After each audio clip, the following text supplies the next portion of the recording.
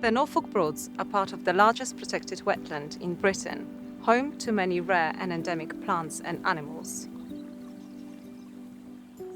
It is one of the most important areas for wildlife in the UK, where a rich mix of habitats exists alongside food production.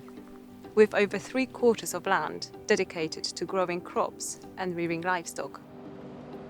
I think the biggest challenges we face are both the weather and the markets. If they're both against you, it doesn't matter how good a farmer you are, you're going to struggle. Lower returns for the cereal prices. We've seen the base cost of everything go up, fertilisers, pesticide. Rainfall is getting more sporadic. The instability in funding for all the environmental work that we're trying to do is all just very challenging.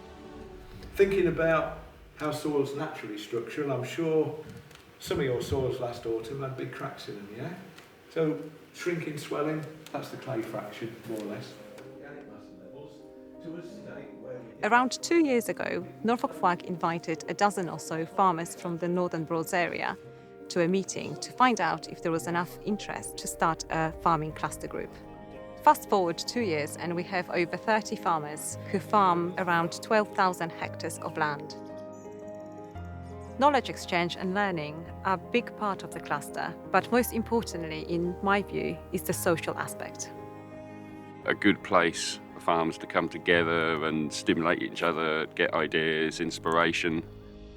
They like the presentations and you can see people are listening and taking it all in. But I think the most valuable part is when everyone's talking afterwards, because farming is so lonely. And then people don't feel that they're getting it wrong, if you like, because they're chatting to others who are in exactly the same boat. A farming system of high inputs and high outputs have existed for 60, 70 years. So you cannot change your farming practices overnight.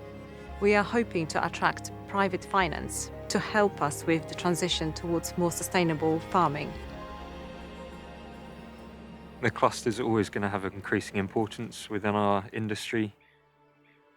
We're seeing emerging markets through private sector finance, and I think the cluster can be a real good stepping stone to be able to unlock some of those.